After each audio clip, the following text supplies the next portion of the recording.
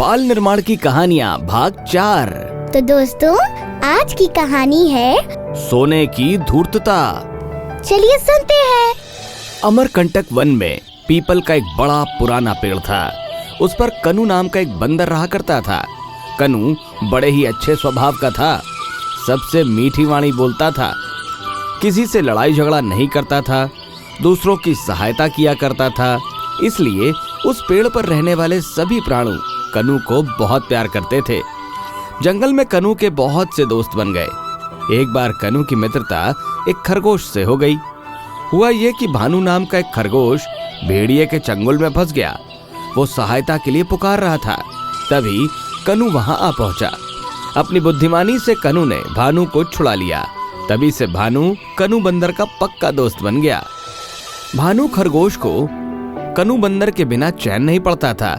वो सुबह सुबह पीपल के पेड़ के नीचे आ जाता और कनू को पुकारने लगता। फिर दोनों घूमने निकल पड़ते। सुबह सुबह ठंडी हवा में वे टहलते और अपना स्वास्थ्य बनाते।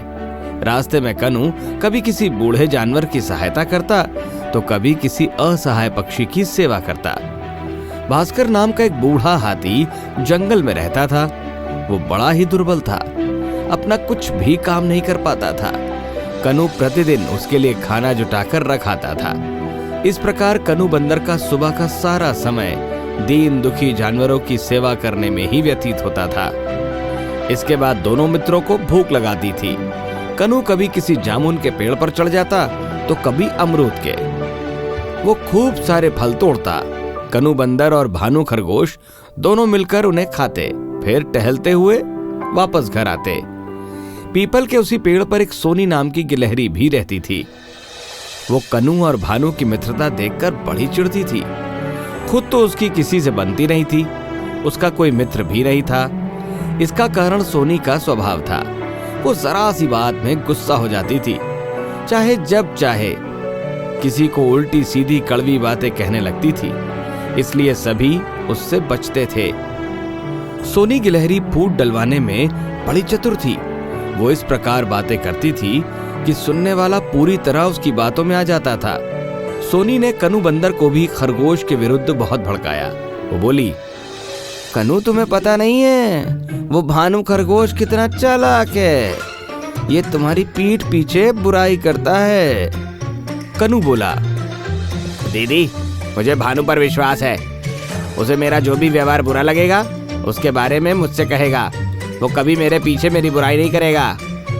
इसी प्रकार प्रतिदिन ही सोनी कनू बंदर को भानु खरगोश के विरुद्ध भड़काती, पर कनू समझदार था। उसकी बात एक कान से सुनता और दूसरे से निकाल देता।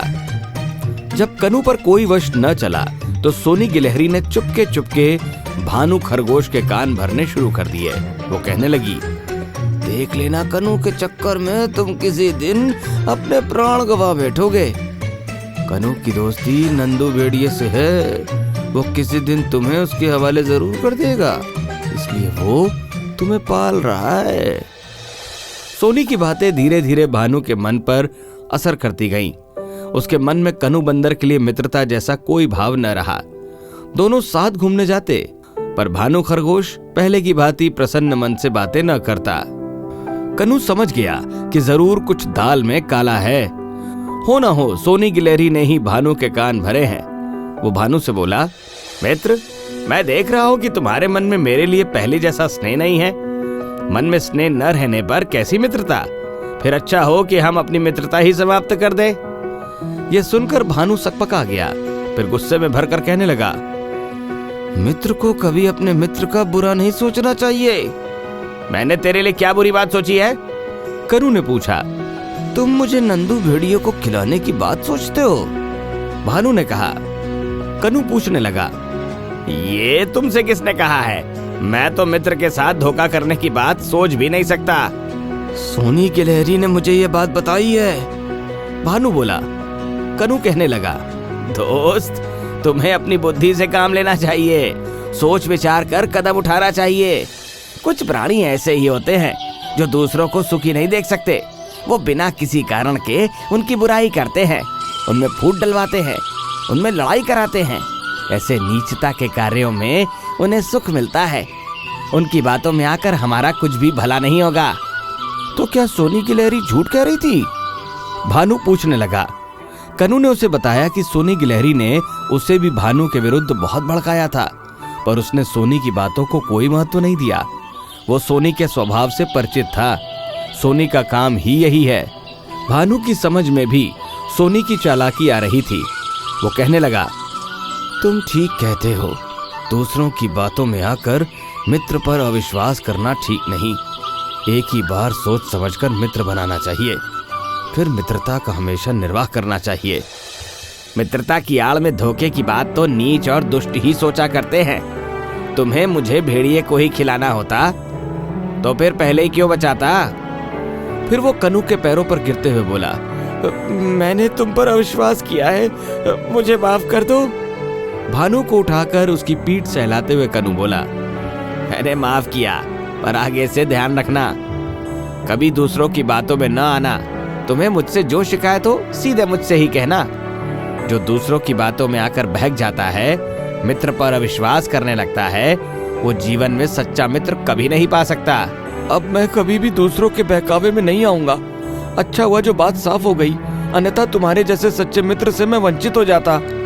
भानु ने कहा, चलो इस खुशी में आज मैं तुम्हें बढ़िया सी दावत खिलाता हूँ। कहकर कनु जामुन के पेड़ पर चढ़ गया। वहां से वो रस भरी पकी हुई मीठी मीठी जामुन गिराता रहा। पेड़ के नीचे बैठे भानु ने उन्हें खूब चक्कर खाया। फिर दोनों मित्र खुशी खुशी अपने अपने घर चले। सोनी गिलहरी ने देखा कि उसकी दाल नहीं गली, तो वो मन मसोस कर रह गई। तो दोस्तों, ये थी आज की मनोरंजक और प्रेरणादायक कहानी। ऐसी ही कहानियों के लिए हमारे साथ जुड़े रहिए।